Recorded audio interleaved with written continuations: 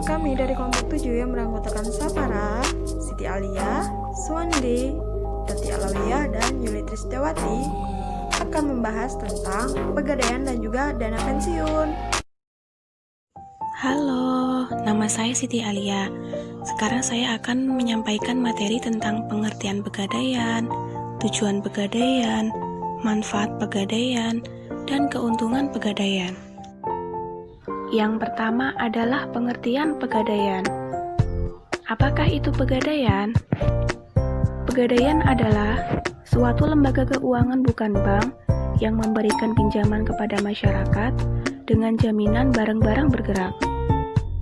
Tujuan pegadaian yang pertama, memberi kredit kepada masyarakat yang mempunyai penghasilan tetap.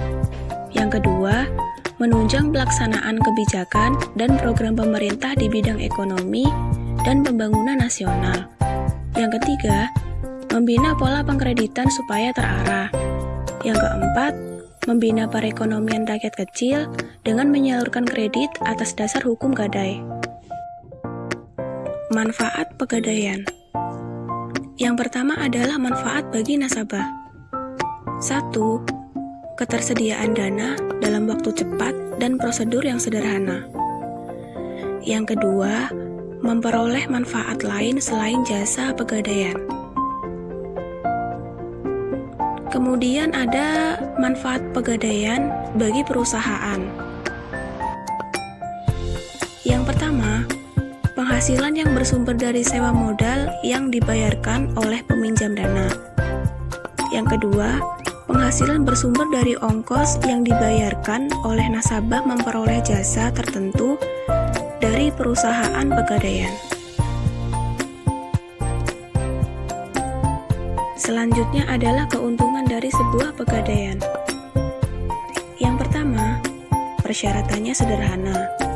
Yang kedua, pihak pegadaian tidak mempermasalahkan uang tersebut digunakan untuk apa. Yang ketiga, waktu yang singkat untuk memperoleh uang. Halo, perkenalkan, saya Yuli Tristewati akan membahas tentang produk pegadaian dan juga keuangan pegadaian. Produk pegadaian 1. KCA kredit cepat dan aman merupakan kredit dengan sistem gadai untuk nasabah konsumtif dan juga produktif, berupa perhiasan, emas batangan, mobil motor, laptop atau handphone, atau barang lainnya. Keunggulan maksimal 4 bulan, mudah, kapan saja, pinjaman 50-500 juta. Persyaratan FCKTP, STNK dan PKB asli, dan menandatangani SPK. 2. Krasida, kredit gadai sistem angsuran. Kredit dengan angsuran bulanan untuk keperluan konsumtif dan produktif, berupa emas. Keunggulan 6, 12, 24, atau 36 bulan jangka waktunya, mudah, kapan saja, dan pinjaman 100-250 juta. Persyaratan FCKTP, menyerahkan barang jaminan dan biaya admin 10-200 ribu. 3. Kreasi atau kredit UMKM merupakan kredit dengan angsuran bulanan untuk UMKM dengan sistem fidusia atau jaminan BPKB motor atau kendaraannya tetap bisa dipakai. Bangunannya berupa BPKB kendaraan. Keunggulannya pinjaman 12, 18, 24, dan 36 bulan, pinjaman mulai 1 sampai dengan 200 juta.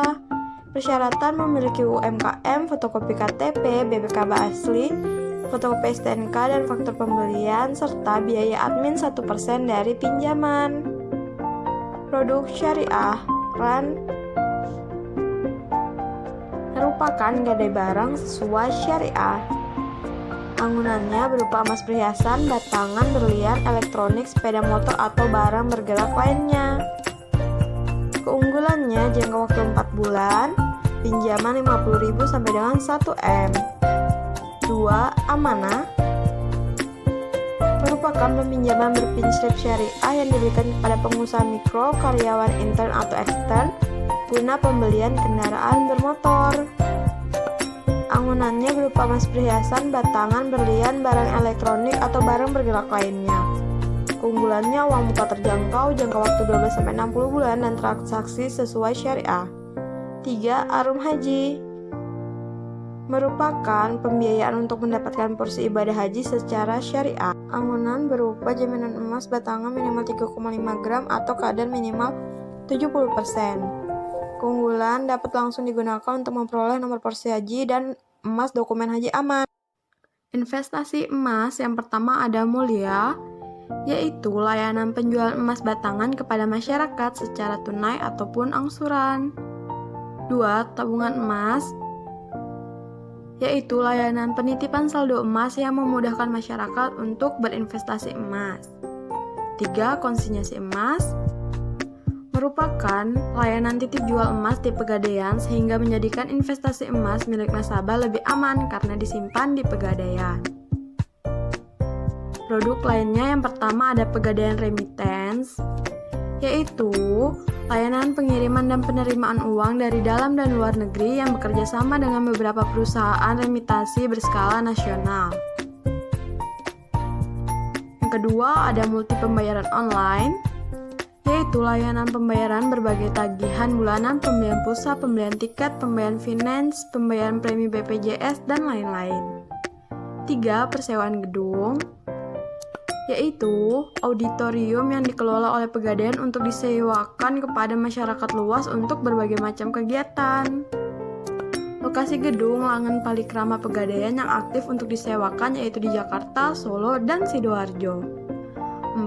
Sertifikasi Batu Mulia, yaitu lab Pegadaian yang menyediakan layanan profesional untuk sertifikasi batu mulia dengan tenaga gemologis andal yang bersertifikat. Lokasinya kantor pusat PT Pegadaian Persero Jakarta, kantor cabang Pegadaian Kebayoran Baru Jakarta, dan kantor cabang Pegadaian Dinoyo Tangsi Surabaya. Pegadaian, solusi mengatasi kebutuhan dana dengan cepat, baik untuk usaha ataupun karena bencana yang tidak kita inginkan, dengan cara yang mudah. Kita cukup membawa perhiasan, logam mulia, kendaraan yang penting, dan dokumen asli ke Pegadaian, maka akan cair dalam 15 menit. Jangka waktu gadai 4 bulan dan bisa diperpanjang. Dalam 1-4 bulan Anda boleh tidak membayar, tapi saat jatuh tempo Anda harus membayar bunga dan pokoknya. Masih belum punya uang? Bayar bunganya saja, gadainya diperpanjang 4 bulan lagi. Gagal bayar artinya kendaraan atau barang berharga akan dijual, jika ada kelebihannya maka akan diberikan. Kita juga dapat menggunakan layanan fidusia loh, di mana kita cukup memberikan BPKB ke Pegadaian, kendaraannya tetap bisa digunakan.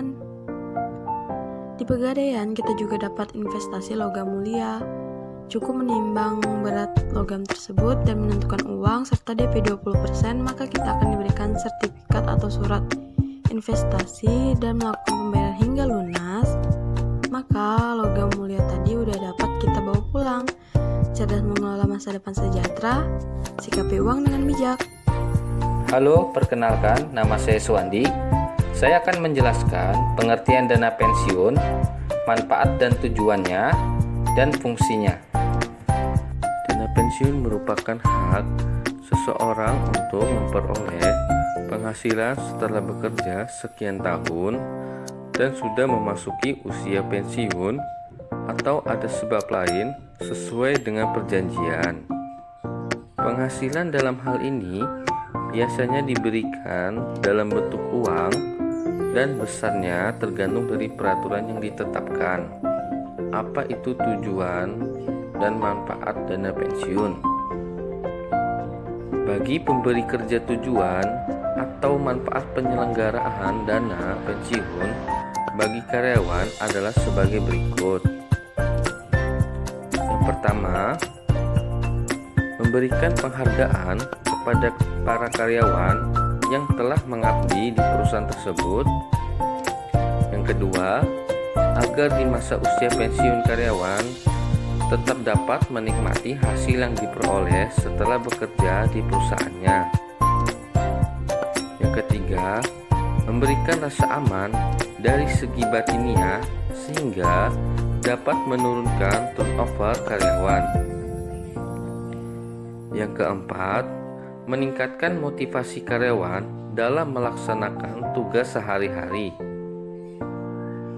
Yang kelima, meningkatkan citra perusahaan di mata masyarakat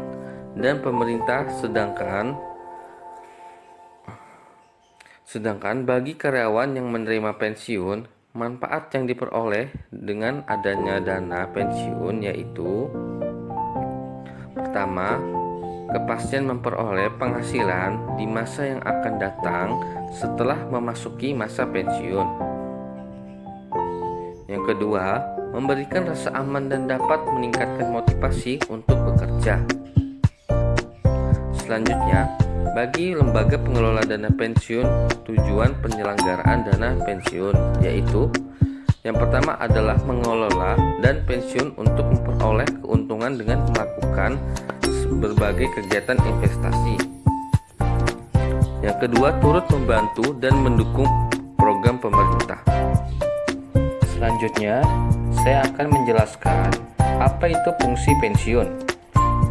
Fungsi dana pensiun untuk para peserta meliputi sebuah perusahaan asuransi yang merupakan peserta yang meninggal dunia atau memiliki cacat sebelum pensiun mungkin bertanggung jawab atas keseluruhan beban, yaitu ada dua, dan yang pertama adalah tabungan, yaitu kontribusi peserta, dan kontribusi pemberi pekerja adalah tabungan untuk dan atas nama peserta dana pensiun. Kontribusi yang dibayarkan oleh karyawan dapat dianggap sebagai tabungan bagi para peserta. Dan yang kedua, pensiun adalah kontribusi total dari kontribusi peserta dan kontribusi pemberi kerja. Hasil administrasi mereka dibayarkan dalam bentuk tunjangan pensiun sejak bulan pertama mencapai usia pensiun untuk seumur hidup peserta. Halo, perkenalkan, saya Tuti Alawiyah akan membahas tentang prinsip, jenis, dan juga produk dana pensiun. Apa saja jenis-jenis dana pensiun? Jenis-jenis dana pensiun terdiri dari 1. Dana pensiun pemberi kerja, 2. Dana pensiun lembaga keuangan, dan 3. Dana pensiun berdasarkan keuangan. Prinsip dana pensiun terdiri dari 1. Penyelenggaraan yang dilakukan dengan sistem pendanaan, 2. Pemisahan kekayaan dan pensiun kekayaan sendiri, 3. Kesempatan untuk mendirikan dana pensiun, 4. Penundaan manfaat, 5. Pembinaan dan pengawasan, 6. Kebebasan. Produk dana pensiun terdiri dari 1. Program pensiun manfaat pasti atau PPMP, 2. Program pensiun iuran pasti atau PPIP. Halo, assalamualaikum. Perkenalkan, nama saya Safara Putri Salina. Saya akan menjelaskan cara daftar dana pensiun dan proses perencanaan dana pensiun. Proses untuk perencanaan dana pensiun. Beberapa pegawai yang mulai pensiun ada yang menerima tunjangan dari perusahaannya, tapi tunjangan tersebut belum tentu mencukupi. Oleh sebab itu, sebelum pensiun harus menyiapkan perencanaan dana pensiun. Salah satunya yaitu melalui DPLK atau dana pensiun lembaga keuangan, yaitu dengan pembukaan rekening melalui perusahaan asuransi atau melalui bank. Cara daftar dana pensiun. Yang pertama, menentukan DPLK atau dana pensiun lembaga keuangan melalui bank umum atau perusahaan asuransi jiwa, serta DPLK syariah atau konvensional. Yang kedua, berusia minimal 17 tahun atau sudah menikah. Yang ketiga, mempunyai penghasilan tetap. Yang keempat, mendatangi kantor bank umum atau perusahaan asuransi jiwa untuk berkonsultasi. Kelima, membawa dokumen KTP, KITAS atau NPWP. Yang keenam, mengisi formulir DPLK. Yang ketujuh, menentukan usia pensiun. Yang kedelapan, memilih jenis produk DPLK yang ditawarkan. Yang kesembilan, membayar iuran atau premi rutin. Yang kesepuluh,